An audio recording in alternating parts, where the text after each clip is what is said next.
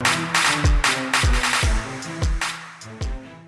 was recently asked why I put so much time and effort into speaking about New Zealand's national security. The same reason you should, I replied. For our children, nieces, nephews and their children. Hi, I'm Simon Ewing-Jarvie. It's our responsibility to leave a better, safer, freer country than we inherited, and the only way that's going to happen is if ordinary citizens are involved in the national security conversation.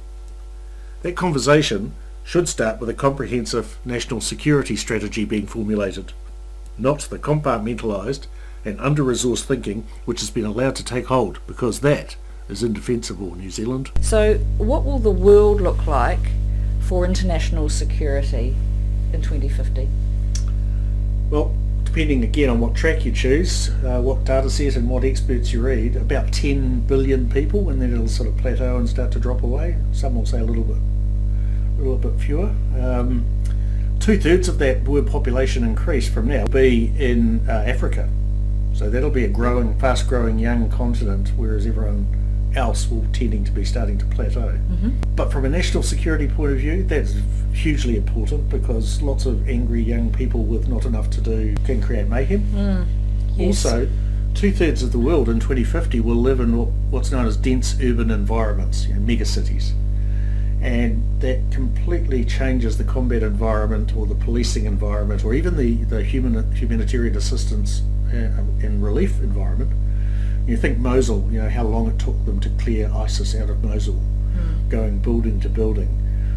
And then just think about subterranean structures like the London Underground. Now you imagine if you've got a problem, you've got to go and stabilise a city where they've got a massive underground structure like the Underground of London, and sending, how many soldiers would you need to go down there and operate underground, never seeing the sky for whatever time it takes. We don't have any idea how complex that's going to be. No, in fact, the only place that's been done really is in films and TV series. There's been a number where those have been the themes, but I don't think nations really have planned for that situation ever. No, well, interestingly, it's changing. The US have now got 5 of their combat infantry brigades training to fight underground. 5 of their 26. So it's going to be a shift. So it's going to be a shift for our security forces, our defence force as well. What else is going to happen? Well, there's a whole lot of countries, they call them tiger economies, the rising wealth of the developing countries, the Thailands and Vietnams and all that sort of thing. But that's also going to bring more players into the international security game, if you want to call it that. And they traditionally what happens is where one economic power supplants another one, there's conflict. Not always, but often. And we're seeing the potential for that with the US and China. It's not inevitable, but the change of the economic power is a significant driver. And we're going to see that with a whole lot of new players, because that's been historically what we've seen with a change in economic status. So going along with that, there's going to be an increased number of inter and intra-state conflicts. And we're going to see an increasing involvement of non-state actors, the ISILs and the Al-Qaedas of the world, and we're also going to see the growth of private security forces being involved in these conflicts, simply because many nations will choose not to conscript, call up, have to deal with body bags of their own citizens coming home, so it's easier to contract, rent an army limited, and what the implications are for traditional laws of armed conflict. Huge. So what will that mean for organisations like the United Nations? Well, I think the United Nations is already seeing a donor fatigue from its members in regard to peacekeeping forces, and that's going to get worse, not better. And look, all it would take to pull the rug out from under the peacekeeping operations within the UN is for a major depression to hit the US and potentially Europe, and that's the major funding source for peacekeeping. So even if the current situation existed, I think it's going to be harder and harder to provide UN peacekeeping forces to an increasing number of conflicts. And I guess the question at the back of my mind is, will it even have a useful function any longer and continue to exist? Well, that's a good question, because we saw how the League of Nations ended up. It was deemed ineffective, and so it was folded up and a new organisation started. But we're going to have a discussion about the UN in another podcast. particularly about the power of the relevance of the 5 permanent members of the Security Council. Yes. And whether that will be its undoing. I talked about displaced people before. There's about 80 million now, and that's terrible. It's only going to get worse. And whichever side of the climate change debate you're on, you can't deny the fact that there's countries that are increasingly getting soggy, like Bangladesh and some islands in the Pacific and so on. And some projections are up to 1 billion. I've chosen the number 200 million climate refugees. And New Zealand could become a climate lifeboat, but that will be very, very contentious here. It would be. I think there'll be a feeling of some obligation to do something in that space, but just what tolerance there will be for large numbers coming to New Zealand is hard to ascertain. Well, you only have to look at when they doubled from 750 to 1,500, the reaction. What goes along with all this growing complexity and increased numbers is that there's going to be more work to do. That's what we were talking about in regard to the UN peacekeeping forces, and there's also an increased number of battle domains and tasks. So you've got space, cyber, an increasing number of grey zone activities, sort of thing like what's going on the edge of the Ukraine and the annexation of the Crimean Peninsula, what's going on in the South China Sea. Grey zone operations, not conflict, plausible deniability, but still having some effect, shaping other outcomes. Well, space is going to become hugely important, and that's obvious by the fact that there's replacements for space stations going up. China's building one, America's about to build another one, and so on and so forth. Alternate GPS networks. New Zealand, I see, has just signed up to the Artemis protocol about space exploration, and because we're one of the few countries in the world that has a space launch capability, we're going to be in that business, whether we want to be or not, or in that discussion. All these are becoming more and more important, but they still don't replace kinetic warfare. So you can't say, because we've got a really good cyber war department and we've got a really good space operation and so on and so forth, of great diplomats, that we don't need soldiers anymore. It's wrong. We're still going to have kinetic warfare, but it's not going to be anything like what we currently think it is. So what we've got at the moment is for instance, a defence force that was basically created for a different era. There's often the criticism that we constantly prepare for the war we've just had. Yeah, it's true. And again, to get away from that, there's going to need to be a lot of forward thinking about what will be needed, isn't there, from a security perspective?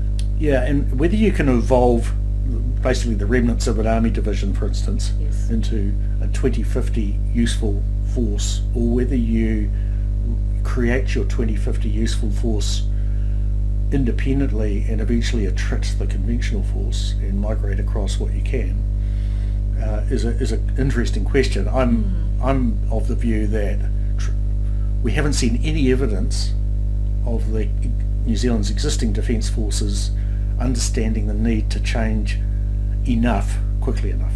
Stealth technology, for instance, everyone's being stealthy this and stealthy that, and encryption and so on and so forth.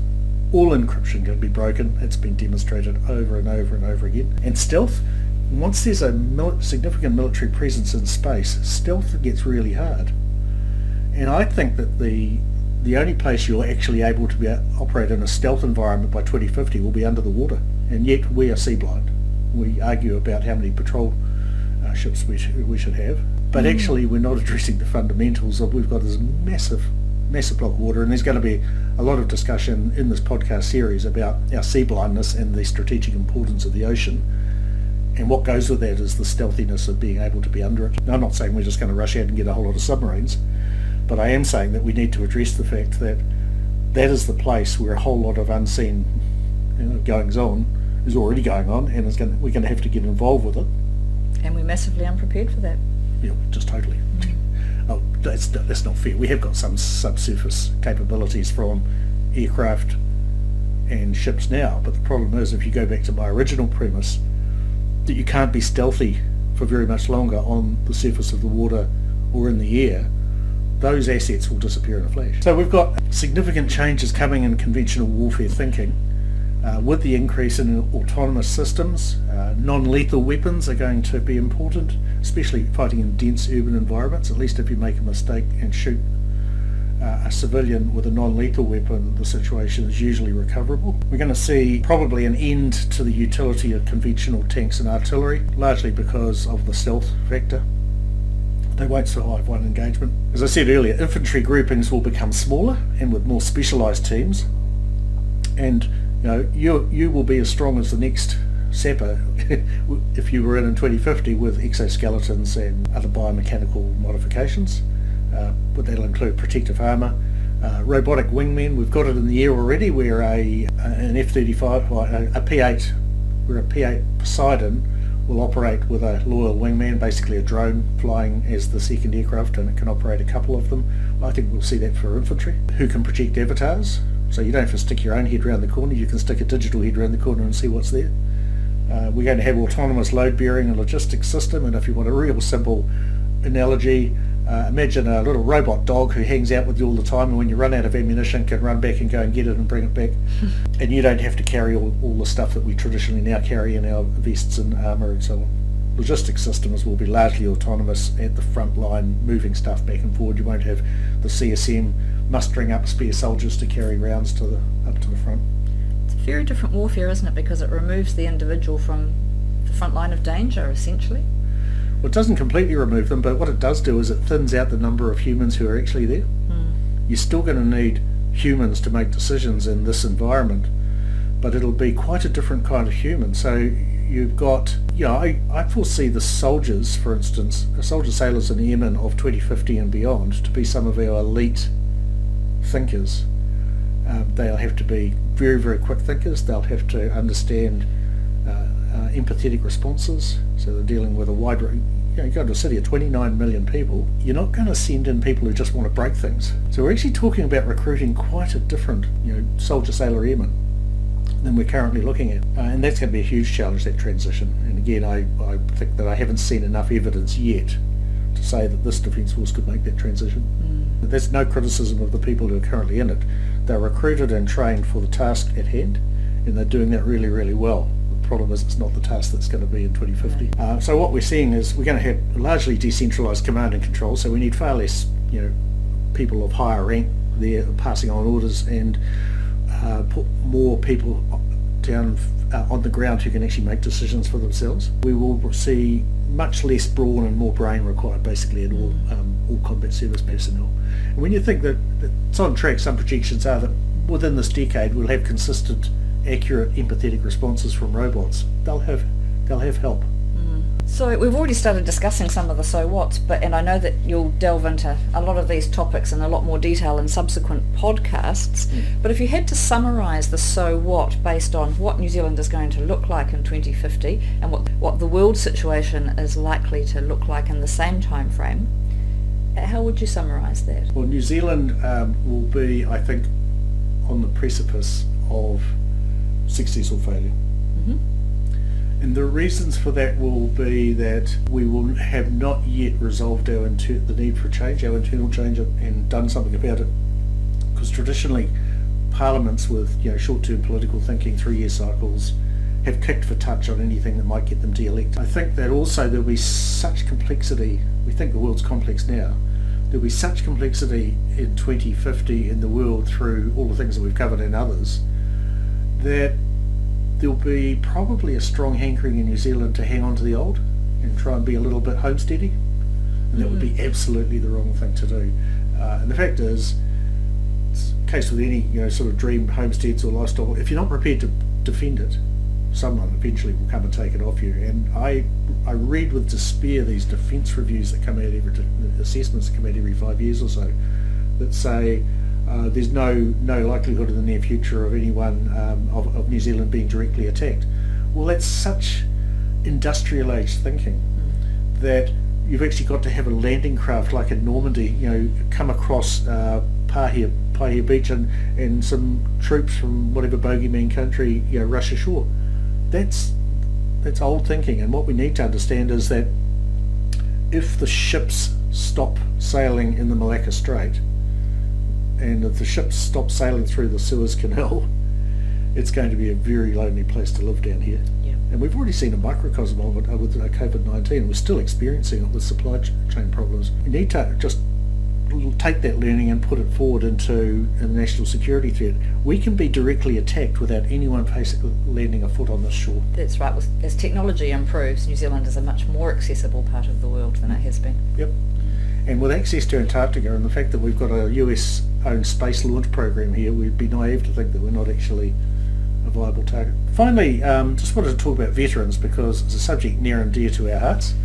And veterans actually, in my view, form an important part of the national security picture because they, firstly, they've served, some of them are still serving, and so they have the operational experience on which we can draw for future challenges. They're the only people that do. And it's in our interest to preserve that, as well as to make sure that we put them back in the condition that they were roughly before they served the country as best as we can.